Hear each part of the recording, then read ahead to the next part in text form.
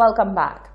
President Donald Trump tweeted his disagreement with the U.S. Centers for Disease Control and Prevention guidelines for safely reopening schools in the U.S., threatening that he may cut off funding to schools that do not reopen. The president tweeted out this morning that he disagrees with CDC guidelines on reopening schools, calling them tough and expensive. And he says that the CDC is asking schools to do very impractical things. He's also now threatening schools nationwide that he'll try to cut funding if they refuse to reopen on time. Here's how he put it yesterday. The schools will be open in the fall, and we hope that most schools are going to be open. We don't want people to make political statements or do it for political reasons. They think it's going to be good for them politically, so they keep the schools closed. No way. So we're very much going to put pressure on governors and everybody else to open the schools. Everyone agrees getting kids back in school is hugely important and a top priority, but how to do that when there are now rising cases in 35 states is a puzzle no school administrator has yet to figure out. And in news further afield, 5 million residents of the Australian city of Melbourne have been told to stay at home for 6 weeks amid a surge of COVID-19 cases. After doing well in managing the virus, Australia is now seeing a rise in new cases that surpasses its peak, which was back in March. More from the BBC. Now, Melbourne in Australia is back in lockdown because of a spike in COVID cases. In the past 24 hours, it's recorded almost 200 of them. That's its highest recorded daily total. So for the next 6 weeks, the 5 million people who live in Melbourne can only leave their homes for essential purposes. That means work, school, food shopping and caregiving. Here's Victoria's State Premier. Stay at home means just that. Not stay at your holiday home, not stay at your second home. Your principal place of residence is where you must be, except for the 4 reasons to leave your home. This is, I know, further than we went last time, but we are in many respects in a more precarious, challenging and potentially tragic position now than we were some months ago. I wanted to show you this video from just before the lockdown came into effect. So this is just ahead of midnight in Melbourne. You can see a huge queue at this Costco supermarket as people try to stock up. We also know there are stricter rules in place for localised outbreaks. This apartment block is one of 9 where residents are banned from leaving. One health official justified the move, calling the building vertical cruise ships. But residents say they weren't given enough notice before the lockdown came into effect and they're struggling to get food delivered. Here's one woman describing her experience. A lot of people are saying, oh, come on, how did you not have anything, in your pantries and this and that? Let's not forget, the people living in these towers are vulnerable. We are, some of us live paycheck to paycheck, so we can't go out and do a massive shop or stock up on pantry items like everyone else can. So, it's not really for anyone to judge, our shopping schedule, for example. So if we're being locked down, our human rights our basic human rights are being stripped from us. Now, this lockdown only affects Melbourne and one other area, but the whole of the state of Victoria has been sealed off from its neighbours. Its border with New South Wales is shut for the first time since the Spanish flu. That's over 100 years ago. That means 55 ground crossings, 4 major highways, 33 bridges and 2 waterways are all being monitored by police, troops and drones. South Australia has also closed its border. Only those deemed essential workers are being allowed to come in from Victoria, and if they do, they'll have to quarantine for 14 days. To mark CARICOM Day 2020, the government of St. Lucia launched CARICOM Colours Day, an initiative geared towards promoting the CARICOM identity and increasing public awareness of the organization.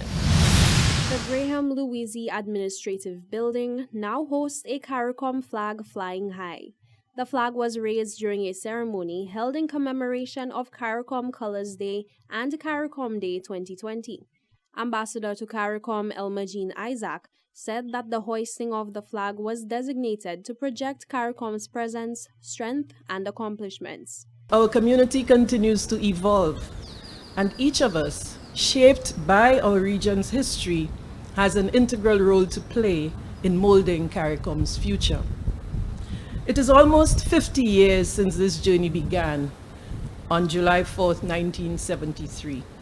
And like most 50-year-olds, the Caribbean community boasts sufficient youthful vigor to continue to imbue life and energy into our project, while tempering exuberance with the kind of wisdom that is born of trials, hard knocks, and varied experience. She also maintained that it was an act of profound symbolism for the future development of CARICOM. Isaac noted that 208 diplomatic missions in 55 countries have joined in flying the flag as a symbol of regionalism. When I thought about the milestone we marked today as the first day on which we begin flying the CARICOM flag, together with our CARICOM sisters and alongside our national flag, it occurred to me that it is often only in documenting history that we recognize that we have in fact made history. Similarly, it is often in reflecting on or documenting the CARICOM story that we realize how much we have made history, how out of a diverse people, the majority of whom walked forth from the fiery furnace of enslavement, displacement, dispossession, and disenfranchisement, and who stood against every effort to dehumanize them, has emerged this great Caribbean civilization of which we are a part. Effective from July 4th, 2020, every embassy, high commission, or diplomatic office of every CARICOM member state will fly the CARICOM flag and their national flag over their buildings. Jacka Wooding, Hot 7 News. The SLHDA launched a new Eat What We Grow campaign, which is specifically aimed at promoting the consumption of locally grown agricultural produce. Whilst the initiative was conceived to encourage locals to eat healthier, it also looks to boost the sales of local farmers as well as keep money within the local economy. The St. Lucia Hotel and Tourism Association has teamed up with legendary musician Ronald Boo Hinkson to launch the new Eat What We Grow campaign, a move aimed at promoting healthy eating, boosting the sales of local farmers, and to keep money within the local economy. The campaign was the brainchild of Hinkson, who for over 50 years has been a stickler for healthy eating habits, which he credits for a life lived without having to visit the hospital and for rarely falling ill.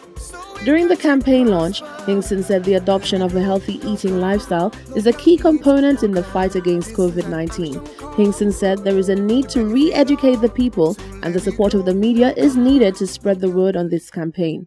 I am testimony to what eating healthy is. I can vouch for that. I have not eaten, as you know, most people know I don't drink alcohol, I don't smoke, I don't eat meat, I don't eat junk food. I do not eat canned foods. There's very little in the supermarkets that I eat. And that is because I am determined to eat healthy. I understand clearly the cost of medical attention, and that we can avoid by eating healthy. And it's not that difficult to do it. We just have to be disciplined about it. I also understand clearly that spending $400 million on imported foods a year is ludicrous for a small country like this. If we can cut that down by at least $100 million, this would do wonders for our economy. Hence the reason why I am adamant about this venture, and it must succeed. When asked whether the St. Lucia Hotel and Tourism Association had any concerns about agriculture overtaking the tourism sector post-COVID-19, the SLHDA's Chief Executive Officer Nurani Aziz said his thoughts on the matter are far from concerning. I welcome the dawn of that promise.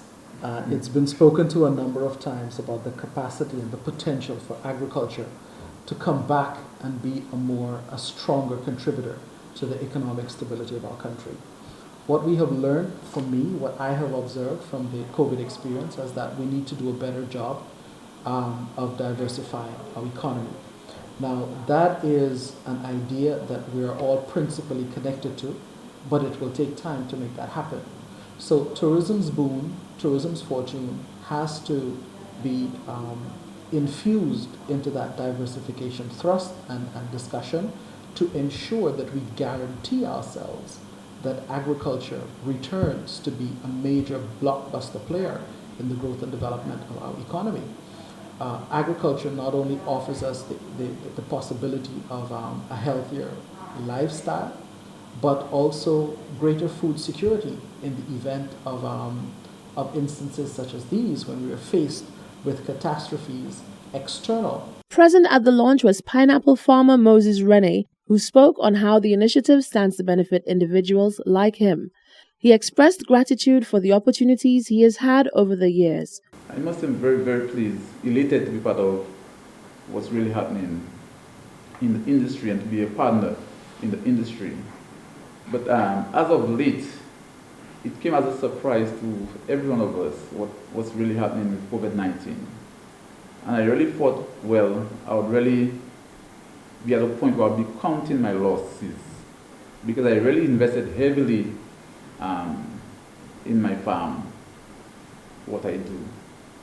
And I thought, well, okay, I'll sit back and count my losses. But I must say a big thank you to the St. Lucian public. The support every Friday, every Saturday at the local market. It's very amazing. I think all of that has to do with us realizing that we must support local, and the added benefit in eating local and eating fresh as well. The campaign is currently being promoted through a jingle, public service announcements, discussions, and other mediums. Reporting for Hot 7 News, I am Rochelle Gonzalez. Thank you very much, Rochelle. This is the Hot 7 TV Nightly News. Sports and weather are coming up after the break.